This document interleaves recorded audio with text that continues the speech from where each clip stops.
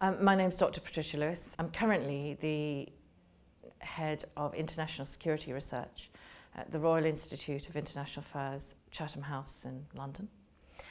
My background is I was originally trained in physics and then in nuclear physics.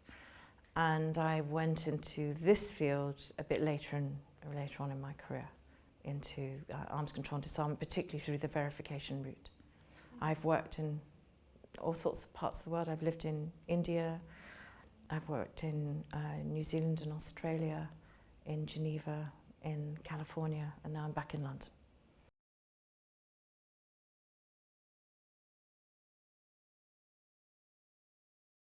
When I first heard about nuclear weapons, I was terribly young. My father was a missile designer in the British nuclear missile program. And I was 5 or 6 years old in the Cuban Missile Crisis. And I noticed that my parents were really worried and my mother was crying a lot. And this was unusual. I came from a very kind of level family in that sense. And I asked my father what was going on, and he's never treated any of us as without the truth. So he told me, he explained to me about these bombs that America had, that Russia had, that we had, that we would somehow be involved. And and then he said, but don't worry, you know, I know that it won't happen because it's too awful and they'll stop it. But I was, obviously, you know, in my little mind, I saw they were worrying. So he wasn't that confident. And that's when I guess it began.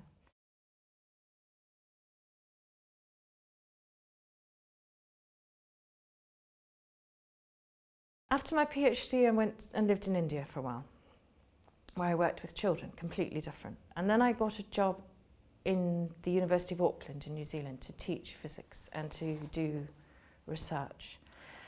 And it just coincided with the whole issue of nuclear weapons on ships and the mid-80s with the David Lange election. And there were 3 of us who decided to establish Scientists Against Nuclear Arms in New Zealand. There's Peter Wills and Bob White, and they've been tremendous mentors to me. But Mike Pence was probably somebody who gave me a great deal of my knowledge and encouragement. He was the first Dean of Science at the Open University in the UK. And he established Scientists Against Nuclear Arms in the UK. And I met with him, you know, when I was in my 20s, and he was very encouraging.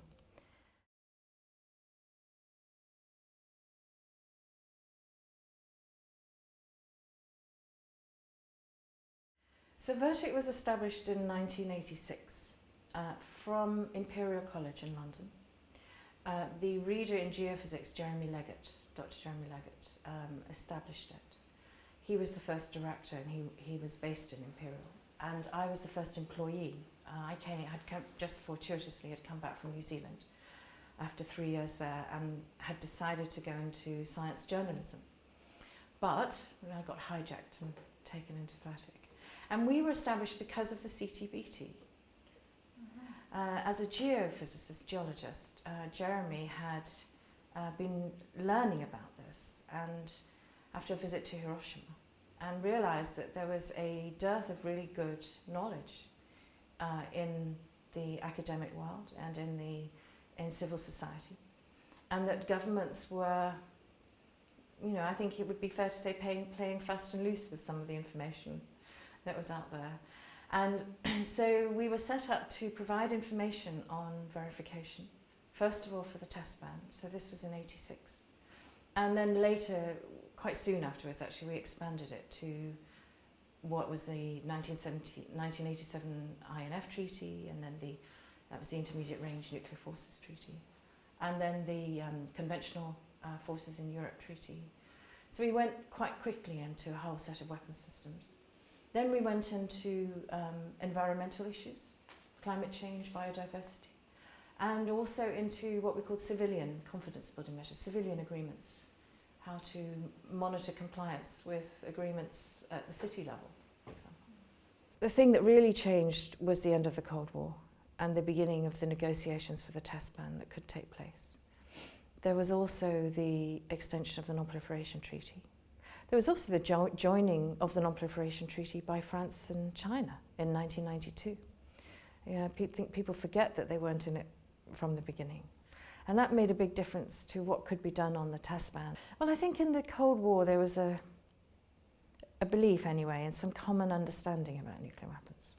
I'm not sure it was true, and if you read through a lot of the documentation, it's actually more scary than you even knew. There are many near misses of nuclear war. But given that we'll never know for sure whether or not there was such a thing as nuclear deterrence during the Cold War, in a way it's interesting to dwell on it, but it's more interesting to think about whether or not that's true today. And I think very few would say that there's a situation of nuclear deterrence in the world today. And in fact, if anything, what we're seeing is an export of the concept where countries are thinking, if I get nuclear weapons, I'll be free from attack, which is a very foolish and dangerous way to approach it, I think.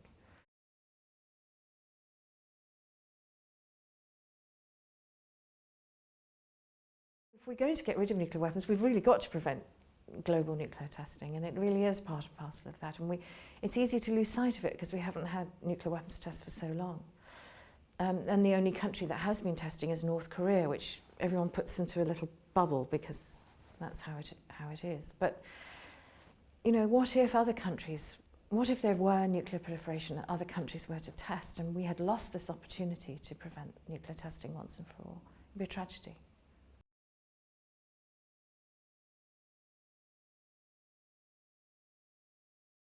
I think the biggest challenge is that the treaty doesn't enter into force, and then countries don't want to keep on paying for it. And that's why I'm really keen to emphasize the extra information that the CTBTO, the International Monitoring System, provides. If you take, for example, the continent of Africa, there are regions of a lot of seismic activity, many earthquakes, volcanoes. The same is very true, obviously, in Asia and Central Asia and Middle East. So where we have that whole shifting and volcanic activity, we need this sort of information. And most countries can't afford it by themselves. So this provides a very cost-effective way of providing that information. And we've seen recently, since the terrible tsunamis, we've seen how the CTBTO can provide information that really helps countries and prevents the worst from happening in some cases. That's all got to be improved and made even better in terms of the timing. But the idea that countries could do that on their own, only the very wealthy can. So it's really important for developing countries that this exists.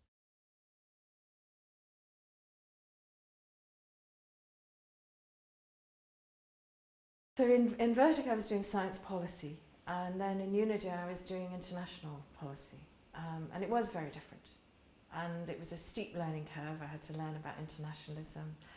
Occasionally I used some science, and particularly when we were doing space science and prevention of an arms race in outer space, or CTBT and so on. Information technology security, or cyber security as it's called, did quite a bit on that. But for the most part it was learning about international politics and how it worked and how to make things happen.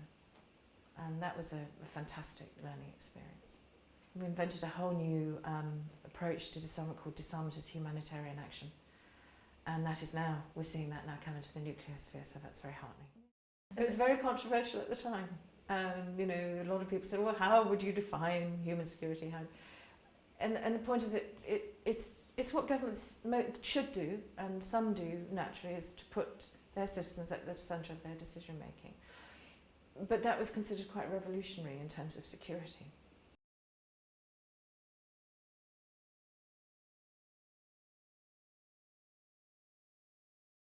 Well, I've had the great experience too in the last 3.5 years of being based in California at the Monterey Institute, at the Centre for Non-Proliferation Studies. And the whole focus there is about educating the next generation in non-proliferation disarmament. And what I learned there was how we forget how these things aren't inculcated in the next generation, and they have to learn. Everyone has to learn each time. And this is very important, and of course what happens is that in developed countries there's always a group of people who educate themselves or get enough education, but in developing countries there has been very little focus naturally on such capacity building, so particularly in the science area. So the idea of developing capacity, building a global network of scientists who can talk to each other now with new social networking communication tools, having real-time conversations, face-to-face on Skype, etc. It just changes the way in which we can work. So what the CTBTO is doing in that regard, I think, is so important. And we don't take it for granted that people will just know what the science and technology is for monitoring the test ban. Every generation has to be taught and every generation has to contribute.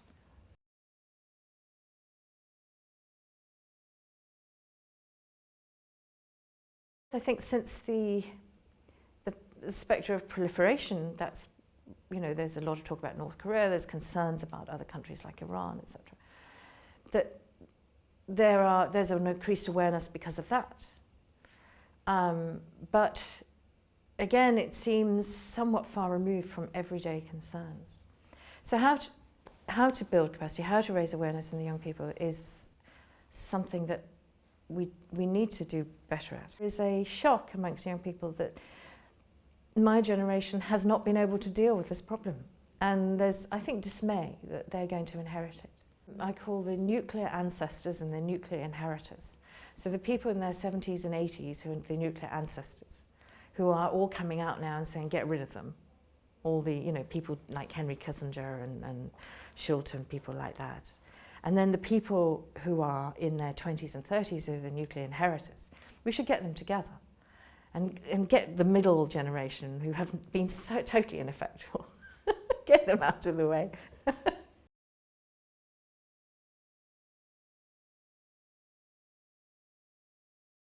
One of the things that we did when we were looking at disarmament as humanitarian action is we went into a lot of different sciences.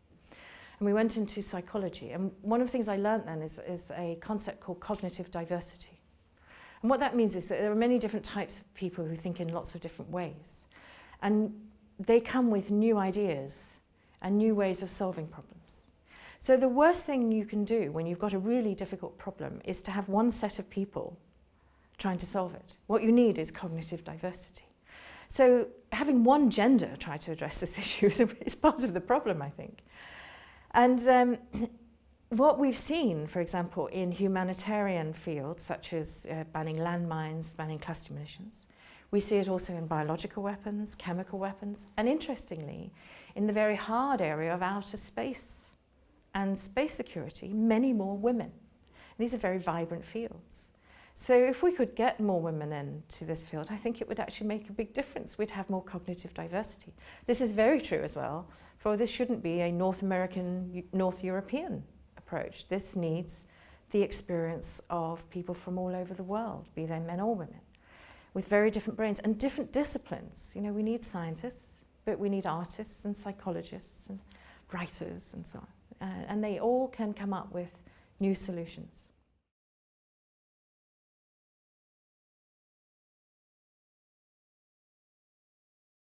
I guess a great belief in humanity, in being able to rise above the challenges.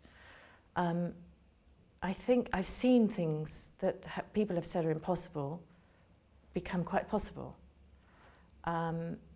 If we take Ireland, everyone said that was never going to change. Look now. We take South Africa. Who would have believed that that was going to be possible? And in the way that it's happened. So I suppose in the end what it is a great faith that when people stop and think and put their egos to one side and manage to sort of create some space, they actually can come up with solutions that will work. So that's been the thing that I've loved about my work, that I've seen that happen on so many occasions. I've seen messes made, of course, and I've seen people do absolutely the wrong thing, but we all do that in our lives, don't we? We're all like that. I've made messes in my life, and I've done great things, and so I just think we're all a bit like that. So there's always the possibility of change in the positive direction, and that's what gets me up in the morning. Okay, thank you.